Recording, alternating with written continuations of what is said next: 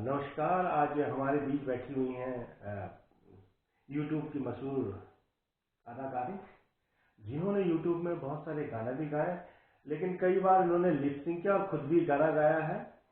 और इनका नाम आज आपको तारुफ करवा दूं। इनका नाम है बीनू मैया शाही, जो कि इंडिया से हैं और आजकल कनाडा में हैं।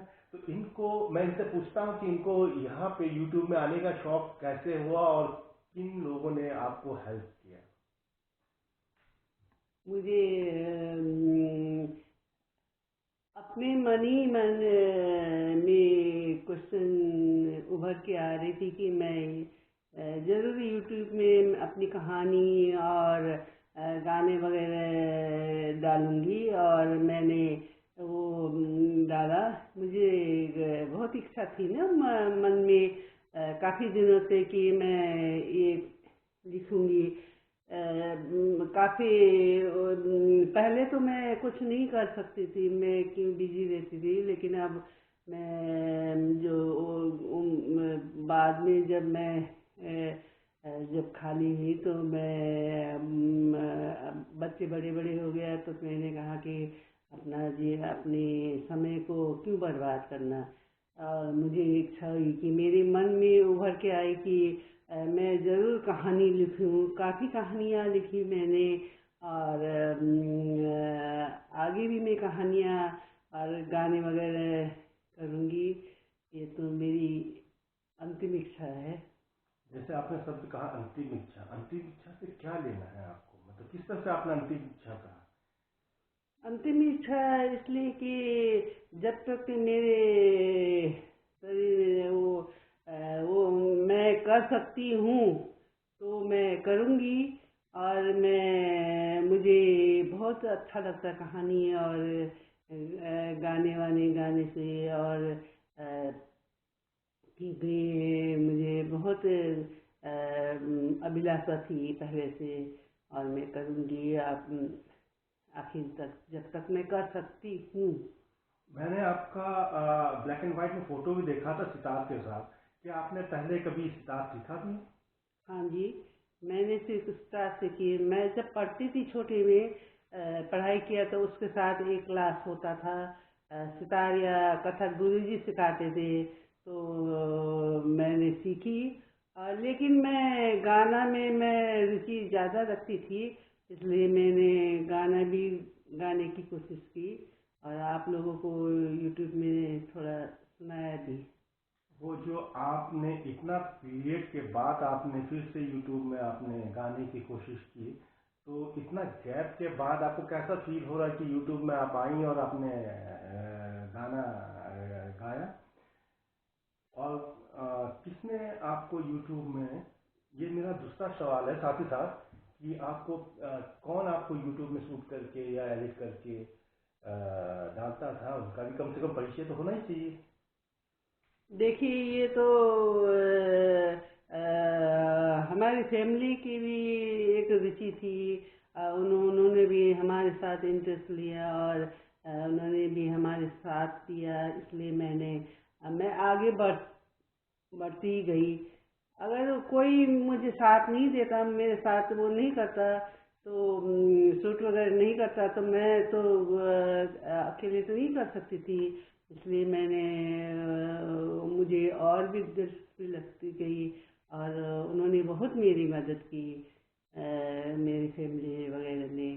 और मैं आगे बढ़ूं, इसलिए मुझे साथ दिया उन लोगों ने। और कौन से ऐसे सदस्य हैं आपके, जैसे कि मैंने सुना है कि आपके बारे में कि आपका नाती रोहित सुवेदी, जैसे मैं ही ले रहा हूँ जबकि आपको लेना चाहिए था नाम, मैं ले रहा हूँ। जैसे मैंने रिसर्च किया आपके बारे में कि रोहित सुवेदी जो आपके नाती हैं वो बहुत हेल्प करते हैं, आपको इंकरेज करते हैं कि आप आइए दादी, आपको मैं ये करूँगा, या यूट्यूब में सब कुछ, तो उसने यूट्यूब में आपका एडिट से लेके सब कुछ फोटो वगैरह डाला है। तो आप कैसा फील करते हैं रोहित सुवेदी के बारे मुझे बहुत खुशी लगती है जब मेरे नाती बोलते कि आइए आप आपका शूट कर दे और मैं यूट्यूब में डालूं, तो बहुत खुशी लगती है। इससे आगे बढ़ के क्या बोलूं। में। और इस प्रकार से आप यूट्यूब में आपने वो किया, मेरे ख्याल से आपने 14-15 अभी तक यूट्यूब में आपने अपने डाल रखा है। और उसमें कुछ कहानियाँ भी हैं, आपने पुराने नेपाली स्टाइल में, आपने हिंदी के साथ नेपाली आपने उसमें नेपाली भी डाल रखा है, तो उसके बारे में आप कुछ बताएंगे आप? हाँ जी, मैं बताऊंगी। आप मैंने बहुत कहानियाँ भी लिखी हुई हूँ, और मैंने पोयम और कई शायरी भी लिखी हूँ। और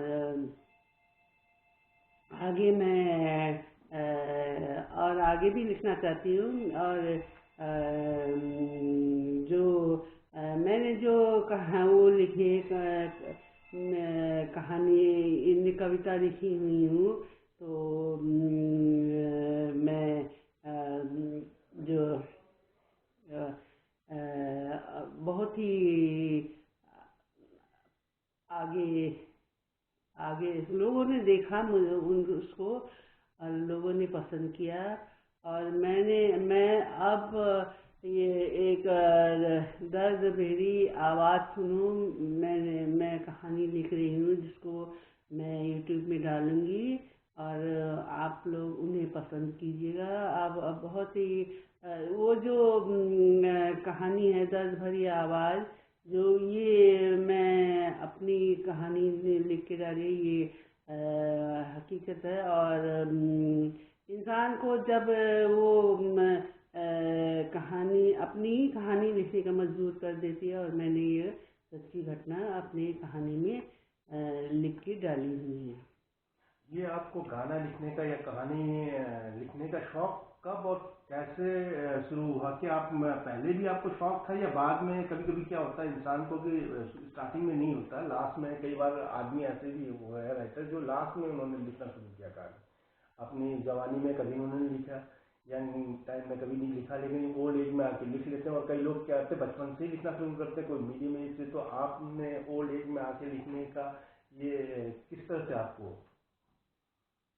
हाँ जी, ये तो आपने सही कहा कि मैं ओल्ड एज में कहानी या कविता, कुछ भी गाना, कुछ भी लिख के मैंने यूट्यूब में डाली हुई हूँ। लेकिन ये मेरे मन में अपने आप उभर के आई कि मैं कुछ करूँ। मैं अपने जीवन के बारे में, अपने आखिरी मेरी यादगार के लिए, तो मैंने ये सब लिख के अपने यूट्यूब में मैंने लिख के डाली हुई हूँ। और जैसे कि आप आजकल कनाडा में हैं, तो कनाडा के बारे में कुछ बताएंगे कि आपको कैसा लग रहा है? हाँ जी, ज़रूर बताऊंगी। मुझे मैं कनाडा में आई हूँ घूमने के लिए, अपने नाती पोते के लिए, मतलब बेटी के घर में आई हूँ। और मुझे कनाडा बहुत अच्छा लगा। यहाँ के लोग, यहाँ के कल्चर के बारे में मुझे जानकारी मिली। और यहाँ जो बुजुर्ग लोग हैं, उन्हें बहुत इज्जत देते हैं यहाँ के लोग। तो मैं ये कभी भूलूंगी नहीं। और मैं चारों तरफ कितनी सुंदर सुंदर फूल वगैरह है, कितनी कास्ट के लोग हैं, लेकिन सब एक समान। वो हमारी सभी एक दूसरे से मिल के रहते हैं। और मुझे बहुत खुशी हुई यहाँ आके। और जब सर्दियों में तो बर्फ चारों तरफ, कितना अच्छा लगता, सुहावना लगता है। और मुझे बहुत अच्छा लगा। अभी मैं कनाडा ही में हूँ। देखिए अब कब तक जाएंगे, घूमने के लिए आई हूँ। और वैसे मैं लखनऊ में रहती हूँ, इंडिया में रहती हूँ। और आगे फिर आप लोगों को बताऊंगी कब तक जाऊंगी मैं। ओके, नमस्कार जी। ये है थी बीनू मैया शाही, हमारी यूट्यूब की अदाकारा, जिन्होंने गाया भी है और कहानी भी लिखी है। तो आपसे आज इतना ही, विदा लेते हैं। नमस्कार।